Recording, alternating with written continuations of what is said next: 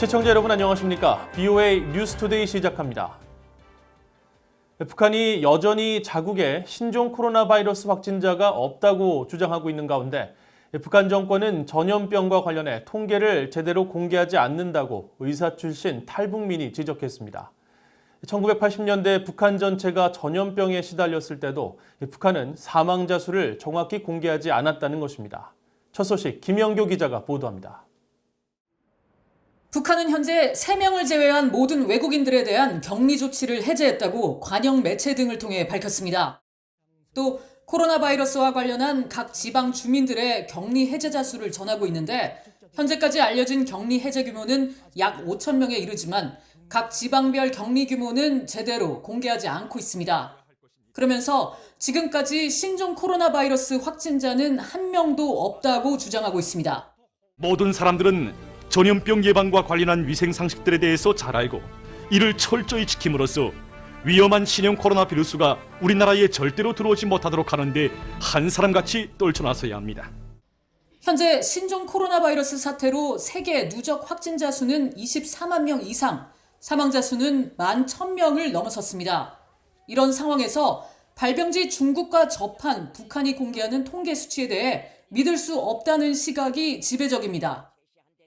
1980년대 황해도의 해주의대를 졸업한 뒤 의사로 근무했던 탈북민 마태 김 씨는 북한이 전염병과 관련한 통계를 제대로 공개하지 않는다고 말했습니다. 1988년부터 홍역이 발생해 북한 전역이 비상 상황이었지만 정확한 사망자 수를 알 수 없었다고 밝혔습니다. 사망자도 있었긴 있지만 그게 제한되어 있죠. 네. 감염자를 통해서나 좀 배포되는데 감염자를 통해서 다 정확하지는 않죠. 나쁜 소식은 절대 쓰지 않는 게 북한 언론이기 때문에 이 언론이 따로 움직이는 게 민주사회하고 다르죠. 아무래도. 북한 당국은 코로나 바이러스가 유입되지 않았다고 주장하면서도 마스크 미착용자의 대중교통 이용 금지와 유치원부터 대학까지 개학 추가 연기 등 감염국 이상의 특별 조치를 취하고 있습니다. 마태 김 씨는 90년대 중반 동구권 사회주의 체제 붕괴 이후 소련, 동유럽 국가들과의 교류가 축소되면서 북한 내 의료보건 시스템은 완전히 망가졌다고 말했습니다. 세계보건기구나 유엔 그다음에 또 일부 중국에서 들여오는 의약품을 가지고 이 운영이 간신히 됩니다. 이 북한 보건 시스템이 지금. 마태 김 씨는 그러면서 북한에선 최신 의약품이나 의학기기를 생산할 수 있는 체제가 갖춰져 있지 않다면서 북한의 의료 체계는 고위층과 군대를 중심으로 운영돼 일반 주민들의 제대로 된 의료 서비스는 상상조차 어려운 일이라고 말했습니다. BOA 뉴스 김영교입니다. 신종 코로나 바이러스 여파로 유럽 등 선진국들이 어려움을 겪으면서 유엔의 대북 지원 모금도 저조한 것으로 나타났습니다. 유엔 인도주의 업무조정국이 공개한 웹사이트 자료에 따르면 20일 현재 올해 대북 지원 모금 목표액 1억 700만 달러 가운데 10%인 1,070만 달러만 모금된 것으로 나타났습니다. 이 가운데 보건과 태풍 복구 등의 53.4%를 제공한 한국을 제외하면 공여국은 스위스와 독일 두 나라에 불과해 지난해 같은 기간에 비해 공여국이 절반 이상 줄었습니다. 게다가 북한 당국의 국경 봉쇄로 민간 단체들의 대북 지원도 어려움을 겪고 있어 이런 기류가 계속되면 대북 지원을 받는 북한 내 취약계층들의 어려움이 가중될 것으로 예상됩니다. 북한과 러시아의 1월 무역액이 하락한 것으로 나타났습니다. 국제무역센터 ITC 자료에 따르면 이 기간 북한은 러시아로부터 292만 달러어치 물품을 수입해 전달인 지난해 12월 422만 달러에 비해 30%가 줄었고 전년도 1월 684만 달러에 비해서는 57%나 감소했습니다.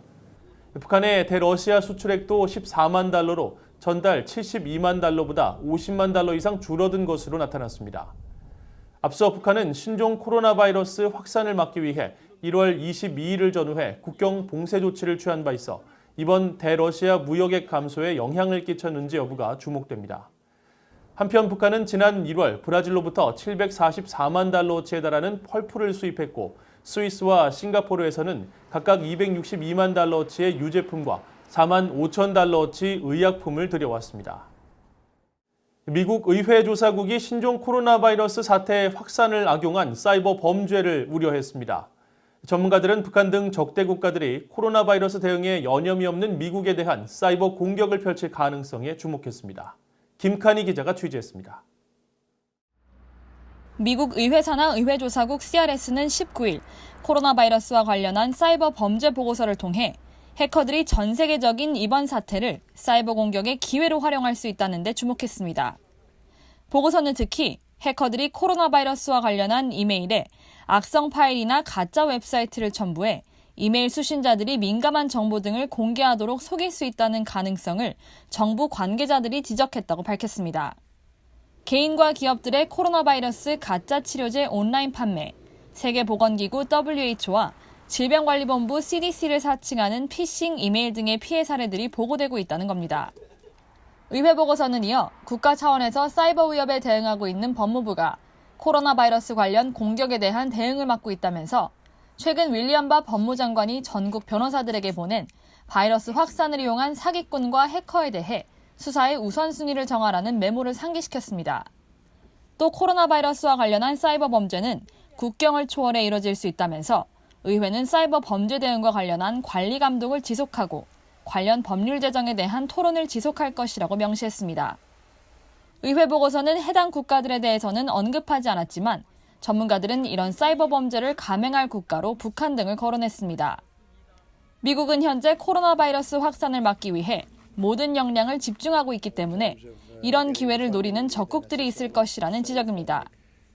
Well, I think the U.S. should be on a strong footing right now, no matter what. And this is the right time for our adversaries to try and take advantage of the nation. 북한의 사이버 공격 가능성에 대비해야 한다는 지적도 나옵니다. And I think this is something that needs to be on our radar because this is a great time for our adversaries, whether it's in North Korea or other, problematic regimes around the world, that will really use this time to exploit to maybe enhance their positioning.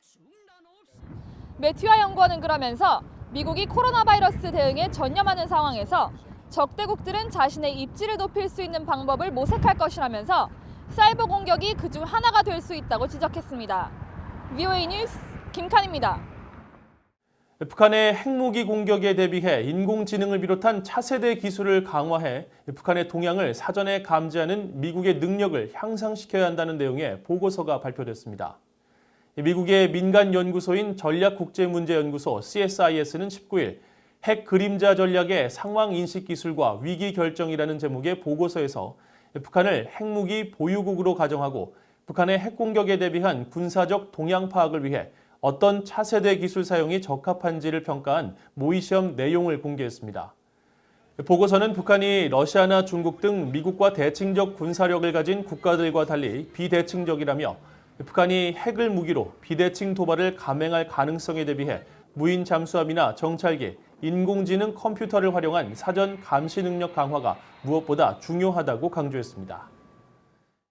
이상으로 VOA 뉴스투데이를 마칩니다. 시청해주신 여러분 고맙습니다.